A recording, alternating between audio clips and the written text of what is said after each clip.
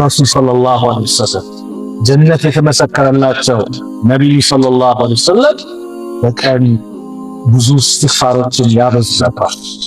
እስትግፋር ያበዙ ነበር። ረቢ እግፊር ሊ ወቱብ ዐለይየ ኢነከ አንተ ተዋቡ ረሒም ይሉ ነበር።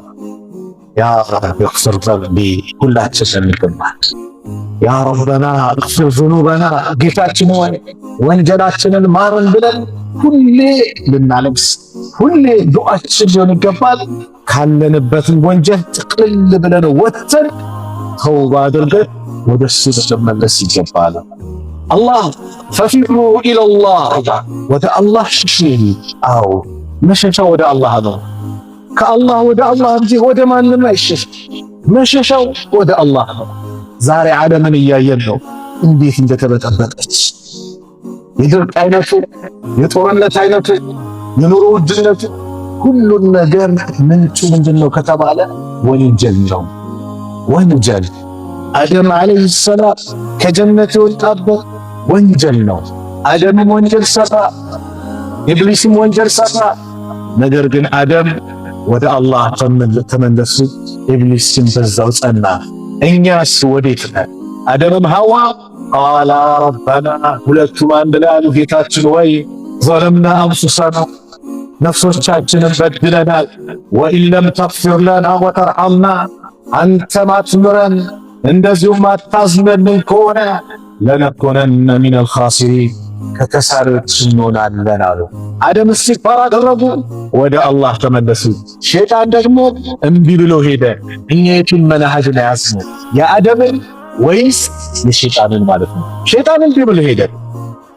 ትንሽም ወጠረው፣ ባሪያዎችን አጠምልሃለሁ ከጀሃነም ውስጥ አብሮኝ እንዲሆኑ አደርጋለሁ ብሎ ዝቶ ሄደ። በዛውም ጸና። ስለዚህ እስትግፋር ሁሌ ያስፈልገናል። ለምን ከተባለ ዱንያ ሀያታችን ዱንያ አኸራችን ያማረ እንዲሆን። እስትግፋር የነቢያቶች መገለጫ ነው። አደም እስትግፋር ጠየቁ። ኑህ ዓለይሂ ሰላም ረቢ እግፊር ሊ ወሊዋሊደየ ወሊመን ደኸለ በይቲ ሙእሚነን ወሊልሙእሚኒነ ወልሙእሚናት እያሉ ጌታዬ ሆይ ምህረት ለግሰኝ፣ ለወላጆቼ እኔ ቤትም ለገባው ለአማኞች ለወንድም ለሴቱም አማኝ ሆኖ ለገባ ምህረት ለግስ እያሉ ኑህን ተማጽኗል። ለአብዛኛው ነቢያት ምን ነበረ? ዳዕዋ ነበረ። ወያ ቀውም ኢስተግፊሩ ረበኩም ህዝቦች ወይ ወደ አላህ ተመለሱ እያሉ ነቢያቶች በአጠቃላይ ህዝቦቻቸውን ሲጠሩ ነበረ። ስለዚህ የእኛም ባህሪ ነው። እስትግፋር የሷሊሆች መገለጫ ነው። እስትግፋር የአብራሮች መገለጫ ነው። የአላህ ደጋግ ባሪያዎች መገለጫቸው እስትግፋር ነው። አይንቀባረሩም። ወንጀል አለብኝ ጉድለት አለብኝ እያሉ ሁሌ ራሳቸውን ዝቅ ነው ያደርጉት የአላህ ትክክለኛ ባሪያዎች። ዛሬ አላህ ይዘንልን። የኛን ወንጀል ረሳን። ዛሬ ሰው ላይ ነው የምንቆጥረው። እከሌ ነው የምንለው፣ ስለ ሰው አይብ ነው የምናወራው። ፌስቡክን የምንጽፈው ስለ እከሌ ነው። እኔን ረስቼዋለሁ። ጡባ ሊመን ሸገለት አይቡሁ ሚን ዑዩብ ናስ። ጡባ አሉ ነቢዩ ሰለላሁ ዐለይሂ ወሰለም ሊመን ሸገለት አይቡሁ ሚን ዑዩብ ናስ። የራሱ ነውር አይቡ ከሰዎች ነውር ጊዜ ያደረገችው ጡባ ያላህ። አዎ እድለኛ ማለት እኔ ጉድለት አለብኝ ይሄ ይዳልብ ብለው ራሱን ይወስ።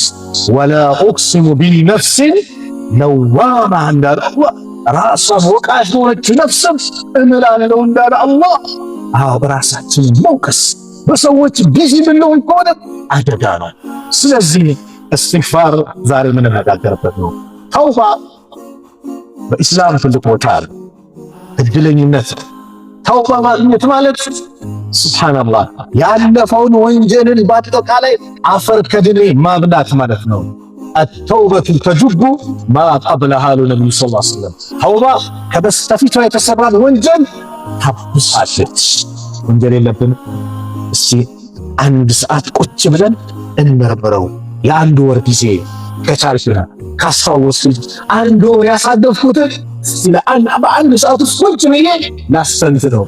ስንት ጉድ አለብኝ፣ ስንት ጉድ አለብኝ። ሐቂቃ ይህንን ዛሬ ነው መስራት። ዑመር ብለውናል፣ ሐሲቡ አንፉሰኩም ቀብለ አን ቱሐሰቡ።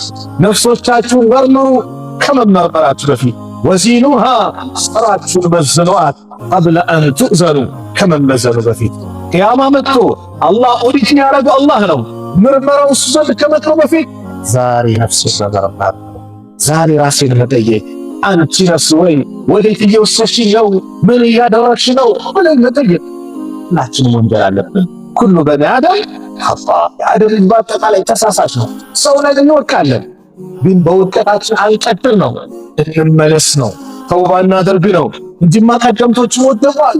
ሰሐባ ዘመን ላይ ዝሙት የሰራ አለ፣ ኸምር የጠጣ አለ፣ የሰረቀ አለ።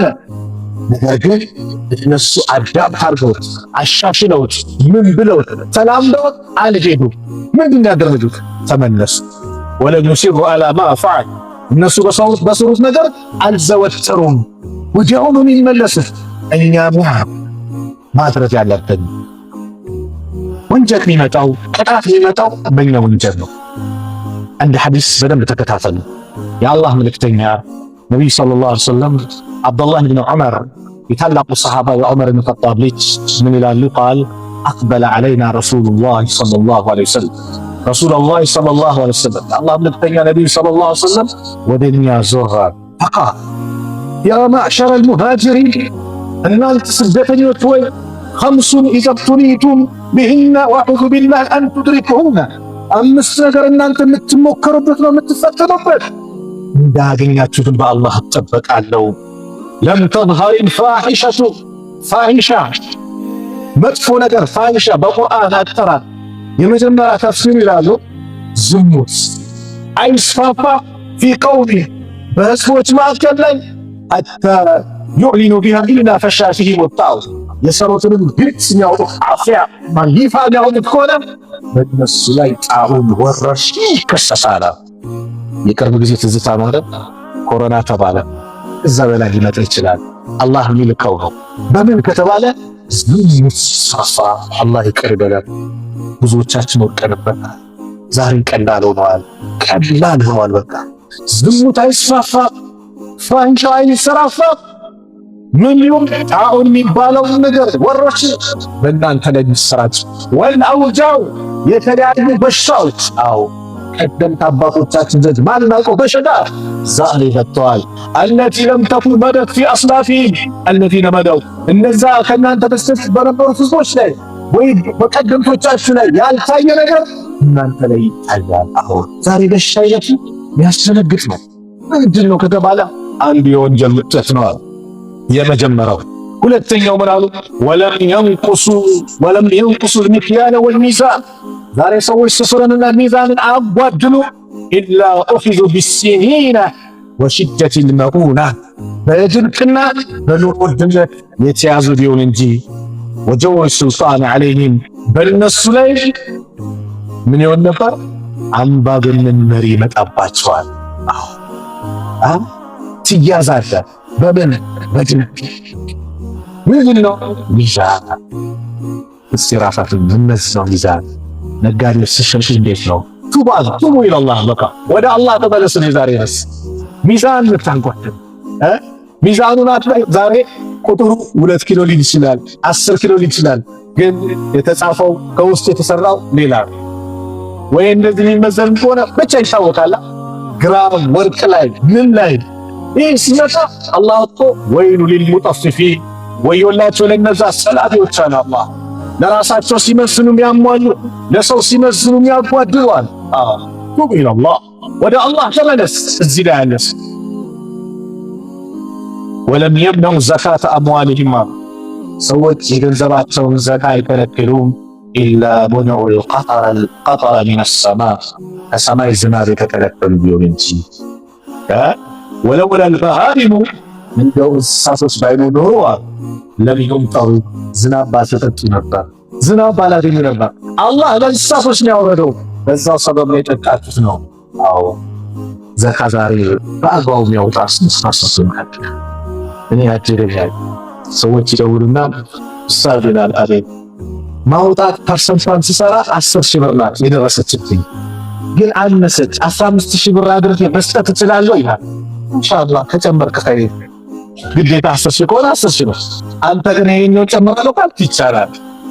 ሌላው ደግሞ 1 ሚሊዮን ከወጀረበት 100 ሺህ ብር ይወረውርና ዘንድሮ ብዙ አወጡ ይላል። 900 ሺህ ብር ዕዳ አለብህ። ሐቁን ሊሳኢል ወልመሕሩም ነው። ዘካ ያንተ ሐቅ አይደለም፣ አውጣው።